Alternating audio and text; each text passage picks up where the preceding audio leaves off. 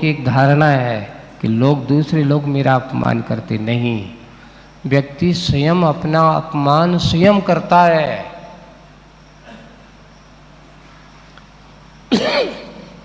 क्यों? अगर तुमने किसी का अपमान नहीं किया होता तो तुम्हारा अपमान होता? तुमने किसी को गाली नहीं दी होती तो क्या तुम्हें गाली मिलती? क्या तुमने किसी को बुरा बोला था तो क्या वो तुम्हें कोई दूसरा बुरा बोलता? तो सबसे पहले तुमने क्या किया? अपना अपमान किया कि नहीं किया? अपने आप को अपमानित करने का कार्य अगर कोई करता है तो व्यक्ति स्वयं पहले करता है, फिर बाद में अपमानित होता है। कि काश अगर तुमने किसी को गाली नहीं दी होती तो आज तुम्हें कोई गाली देने वाला खड़ा नहीं होता। अगर तुमने किसी का अच्छा काम किया होता तो आज तेरे भी अच्छे काम करने वाले हजार होते हैं। और वही है, इसलिए सबसे पहले अपमान तो आदमी स्वयं अपना पहले करता है। लोग कहते मैंने उसको गाली दी थी, बहुत अच्छा सुना दिया, मैंने अच्छी सुनाई। ये मत सोचो कि तुमने अच्छी सुनाई है, ये कहो कि तुमने अपने आप के लिए अपमानित होने की और मुसीबत को बुलाई है। आज तुमने उसको सुना दी, मौका आएगा, आज तुमने उसको जा कर के 4 लोगों के सामने उसको अपमानित किया है, तो मौका देखेगा और बड़े बाजार में जा कर के तुम्हें क्या करेगा? सब हजारों लोगों के सामने तुम्हें अपमानित करेगा। 4 से 4,000 तक पहुंच जाए कोई भरोसा नहीं है। कमठ के जीव को सिर्फ उसके अपने व्यवहार के कारण से अपमानित होना पड़ रहा है। हुआ ये कि राजा ने मरुभूति को अपना राज्य का मंत्री बना दिया, और अब तो और क्या हो गया? इतना बड़ा मैं बड़ा होकर के मुझे मंत्री नहीं बनाया राजा ने। ये राजा बहुत खराब है। यहां तक कि राजा के बारे में वो कमठ भी कहीं बोल चाल तो उनने सुना है, सुन करके होना है। राजा ने भी सोचा कि अपमानित होता है, क्या बात है, हो सकता है बहुत सम्मान नहीं मिला इसलिए वो ऐसा बोल रहा है। और वही होता है आज के जीवन में।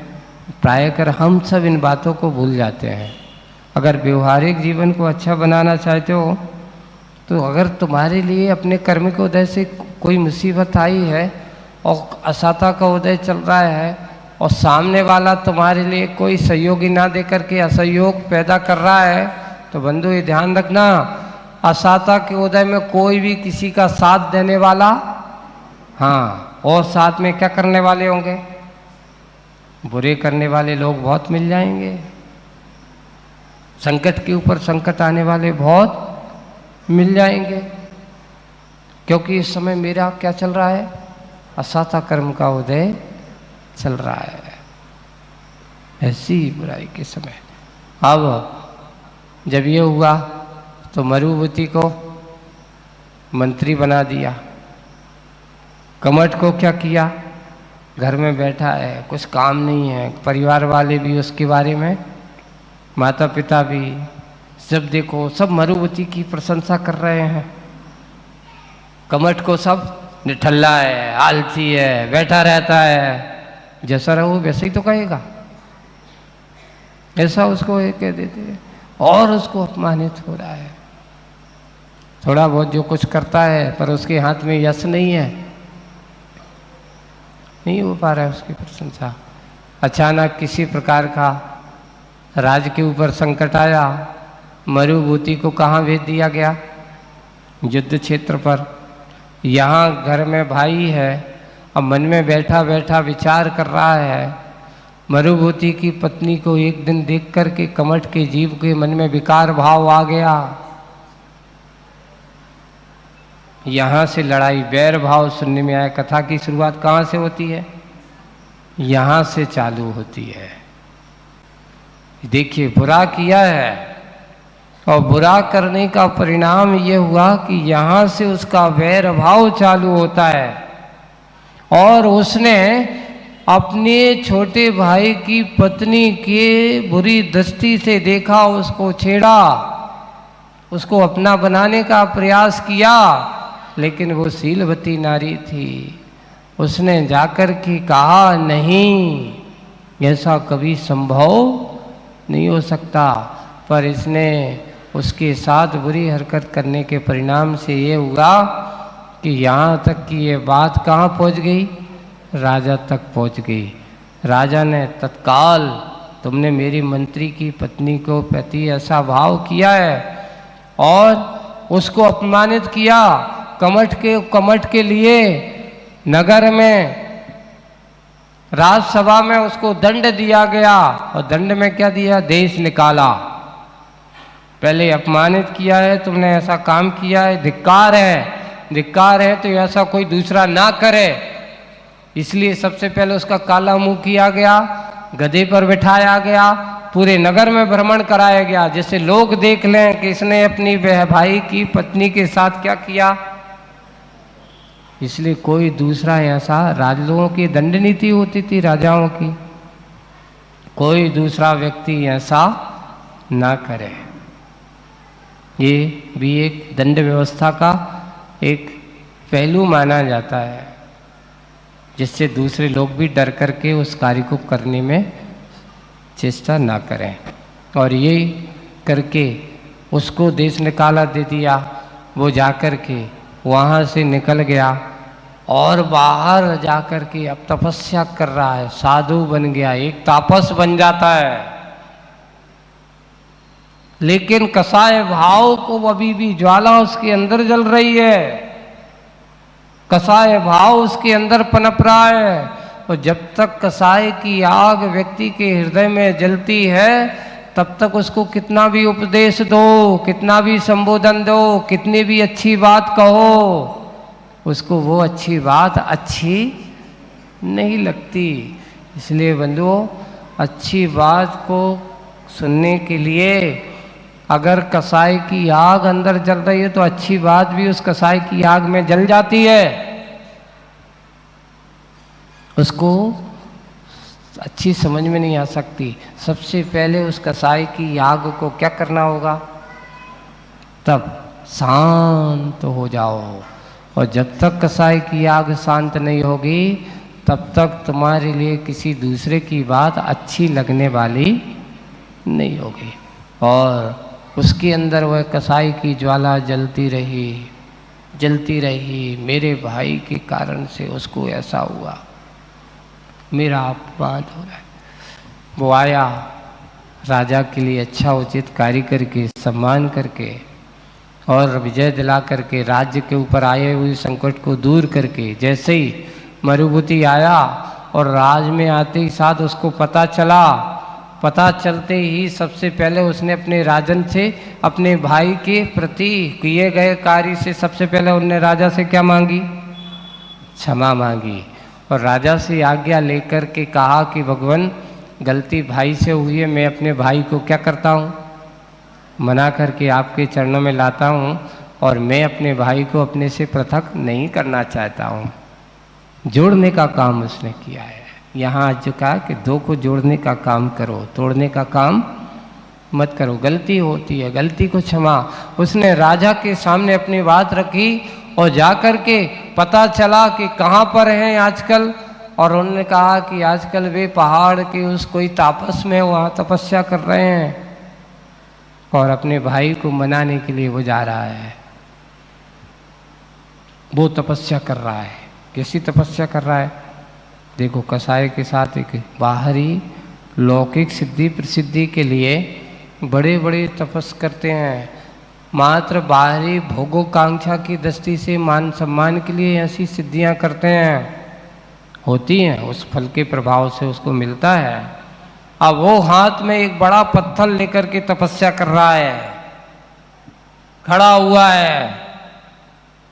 तभी मरुभूति वहाँ पहुँचते हैं और भाई के सामने झुक कर के प्रणाम करते हुए और कहते हैं, भाई घर चलो, समझा रहा है। जैसे ही आंख खोल करके देखता है और उसके मन में तेरे कारण से मेरा अपमान हुआ है। ये नहीं सोच रहा कि भाई मेरे सामने खड़ा है, वो बना रहा है। मैंने वो उसने कहा भी मैंने सब कुछ ठीक कर दिया है, अब आपके सामने कोई संकट नहीं आएगा, लेकिन नहीं, उसके हाथ में जो पत्थर था और भाई वहां उनके चरणों में झुका हुआ है, गुस्से की आग में जलता हुआ वो हाथ में बड़ा पत्थर था और जाकर के किसको, मरीभूति को दे मारा। मरण हो गया मोह भाव के साथ, उसका भी मरण, क्योंकि वो भी उस समय मोह से आसक्त था, भाइयों में अति राग से आसक्त होकर के गया था। आगे जाकर के पता चलता है कि जब उसने ऐसा किया तो उसको दंड में, कि मंत्री का इसने वध किया तो उसको दंड की दिया गया, उसको भी फांसी, उसका भी मरण हुआ। अब आगे जाकर के एक अगली पर्याय में हाथी बन जाता है, तो दूसरा क्या बन जाता है, सर्प बन जाता है। और ऐसा करते करते पूरे एक नहीं 10 भाव की कथा आपने उसमें सुनना पूरा, हर बार एक भाव में नहीं, हर बार 10 भाव तक कमट का जीव मरुभूति के जीव के ऊपर प्रहार करता रहा, पर वो क्षमा भाव धारण करके उन प्रहारों को सहन करता रहा, बदलने की कोशिश करता रहा, बदला लेने की कोशिश नहीं की उसने। हर भाव में यही सोचता रहा कि इस जीव के अंदर जो आग है ये समित हो जाए। आखिर उसके अंदर की वह आग कब तक चलती रही कि इधर पार्श्वनाथ का जीव तीर्थंकर, देखिए तीर्थंकर प्रकृति, उसके अंदर इतनी करुणा भाव, दया भाव कि उसने तीर्थंकर प्रकृति का बंद कर लिया। तीर्थंकर प्रकृति का बंद कर लेने वाला वो मरुभूति का जीव तीर्थंकर पार्श्वनाथ बन गया, लेकिन वो कमट का जीव क्या कर गया, कुछ नहीं, कसाई की आग में जलता रहा, जलता रहा। जब जब इसके प्रकार की कसाई की आग में जलते रहेंगे, इसलिए बंधुओं, बाहर की आग तो अगर हाथ जल जाए तो उसकी दवा से दूर हो सकता है, लेकिन कसाई की आग में जला हुआ आदमी के लिए दवा नहीं, बड़े बड़े दवा भी करने वाले भी नहीं बचा पाते। वो आग सबसे ज़्यादा खतरनाक है जो आपको अपने जीवन का एक नहीं ना अनेक कितने अनेक भाव बर्बाद कर देते हैं। जैसे यहाँ कमठ और यहाँ मरुभूति है, वही है सहनशील बनना, धरा के समान क्षमा के भूति बनना, क्षमा जैसे बनना। हम अगर किसी के बारे में इस प्रकार करना है तो भाई सामने वाले के बुरे करने के भाव है, उसके अंदर पक्षपात के भाव है, वो भोगेगा। अपना काम है, अपना मार्ग प्रशस्त करो। गुरु जी की इस बात को हमेशा ध्यान रखना।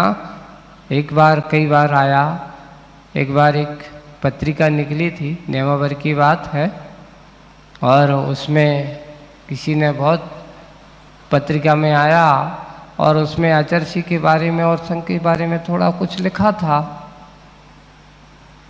तो एक व्यक्ति आया, उसने पत्रिका आचर्षी, उस व्यक्ति को सबक सिखाना पड़ेगा, उसने आपके बारे में थोड़ा सा लिखा है, आप पढ़ना जरूर। क्या कहा, आप पढ़ना जरूर। अच्छा है। आचर्षी के सामने उसने रख दी। आचर्षी ने दिया कि एक काम करो, उठाओ इसको,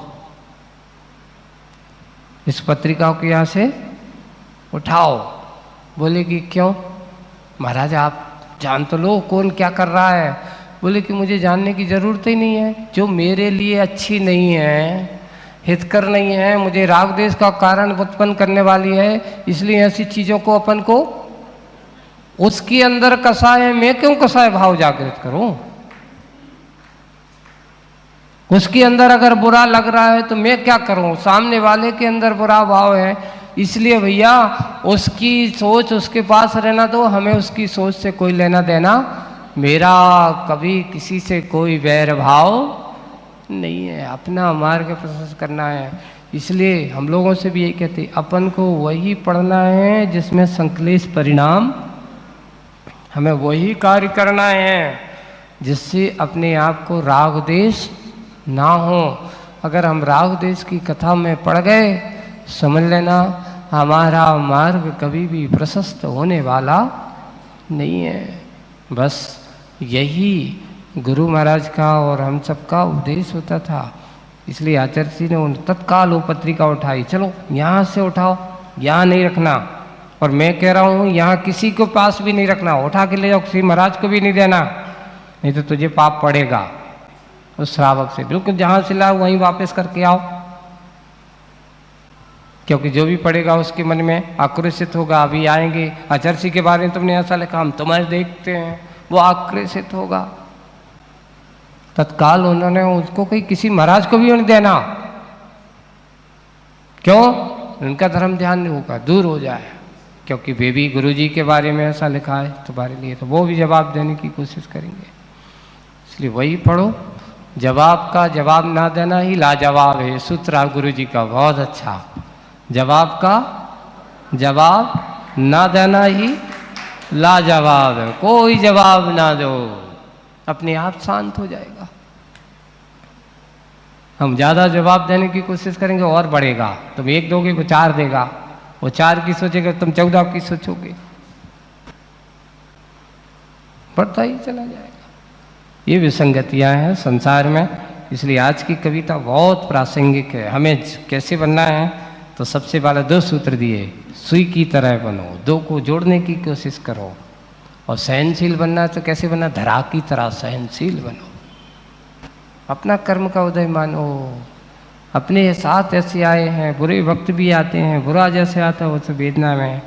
अगर मेरा साता कर्म का उदय चल रहा है तो अपने आंखों को, आंसुओं को ऐसा मत दिखाओ, मैं अपनी वेदनाओं को कहने की ज़रूरत है, वेदन करो, वेदनाओं को बताओ मत। ऐसा यह ज्ञानियों का स्वभाव होता है। आज का यह विषय यहीं पर इतना ही, आगे की बात अपन करेंगे बाद में। बोलिए परम पूज्य आचार्य गुरुवर श्री विद्यासागर जी महाराज।